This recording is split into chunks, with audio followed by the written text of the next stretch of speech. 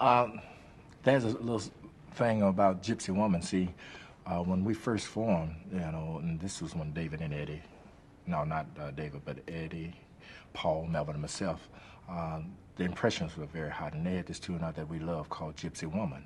So there again, Mickey Stevens, being the creator that he is as far as songs and ideas, because he used to sing with a group, he said, man, I could see you guys doing the impression song, and then y'all break off into the Gypsy Woman, and we would do like this here. I said, okay, fine, we'll do it. And we did the song, and then we worked out the choreography, and then when it came to that part, Gypsy Woman, we would break up on our toes and do that. And when we started doing it on live performances, the place would go wild because they loved the choreography.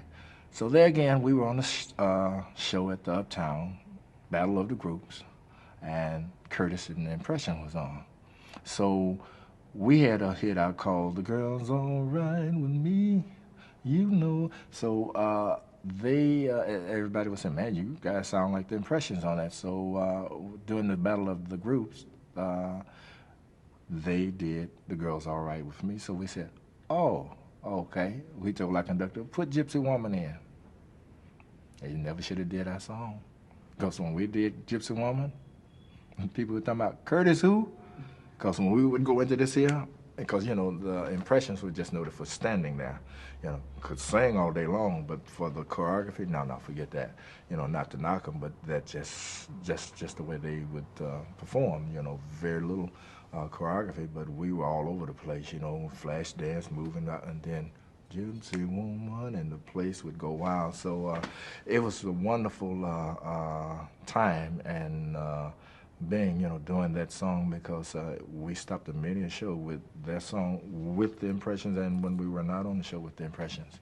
So Mickey Stevens had to give credit to him on that one. Let's stop so we can Mark. Quiet, please. The wonderful thing about being around so long that you encounter many different, situations. And one is that I can't recall exactly where in the South, but we were down south. This is, I think, April of '68 when Dr. King was killed, and we were just about to go on stage.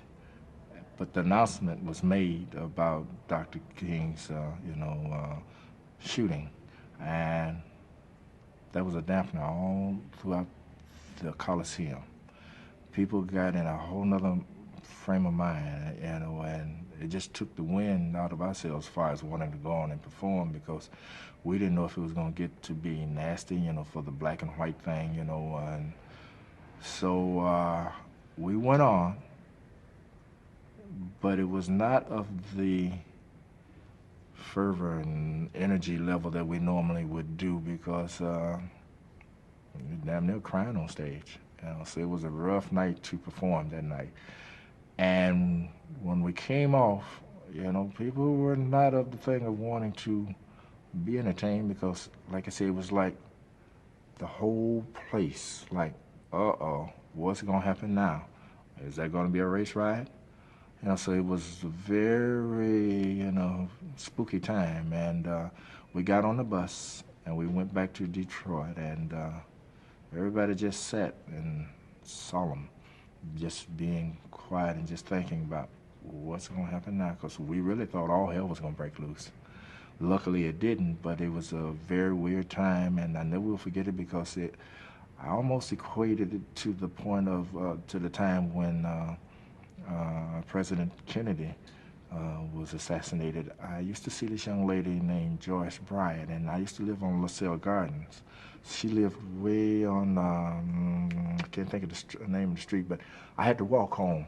And down this street, that particular night, the wind howled like I'd never heard it howl before, and it was just like a bad omen. And it was during the time, same evening that he had gotten shot. But as I'm walking down LaSalle Boulevard, the wind said, ooh, very weird howl. And so I said, later, because I was the only one out on the street, and she ran all the way in because it was spooky. Then it was almost the same kind of feeling that night when Dr. King was killed. It was just a whole nother weirdness and feeling that came over. Summer '68, some tense times and some riots. You guys are on the road. You come back where Norman has cut Cloud 9 and you're handed the lyrics. Let's talk about the context of that time. Well, for two guys that did not get high, speaking of Norman Whitfield and Barry Strong, they did not do no cocaine, they did not smoke no reefer, they didn't even drink no alcohol. The lyrics was very controversial because we had to go around, it was such a departure from the Please Returns and the My Girls and what have you, and here we are talking about Cloud 9, you can be what you want to be. So people think, oh, Tip's talking about getting high.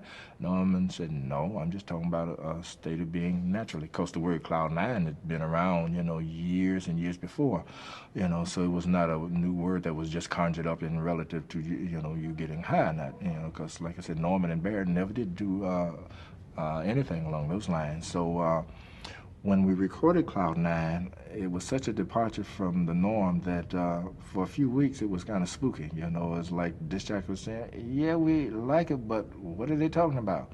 So we had to go on a promotional tour and, explain, no, we're not talking about getting high. We're not telling the youth that this is what the Temps do. I said, in fact, the guys that wrote it, they don't do nothing, as far as anything, as far as getting high. It's just a state of mind naturally.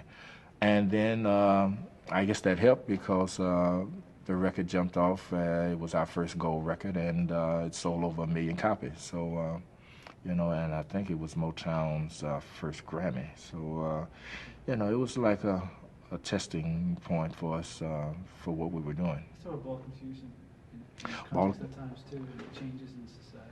Well, Ball of Confusion there again, Ball of Confusion, Message from a Black Man, Runaway Child, all those songs were being written by Norman and Barry Strong, depicting what was happening at that point in time. As far as the 60s has been said, been called the most tumultuous decade in the last 100 years, because here we are 30 years later and we still live in the offshoot of certain ideologies that were spawned from the 60s. And so at that point in time, Norman and Barrett were writing songs about what was happening. The Beatles were big as life at that point in time. All kind of civil rights movements were still happening. Vietnam was raging big time. Weird dressing, the mod kind of dressing, all of that was in Ball of Confusion. And, going to the moon and coming back, we spoke of it all in that record. So it was actually what was happening. And we've always been a group that would sing about those kind of things, aside from man-woman breakup or man-woman getting in love or falling in love and what have you. So we were saying what was happening, in the world at the time. In fact, like the record that Motown is releasing, The Era of Our Ways, it's very relative to what's happening in the world today. So we've always been a group that would sing about what's going on and not just talking about I love you, bushing in the peck and a hug around the neck, because, life ain't always like that.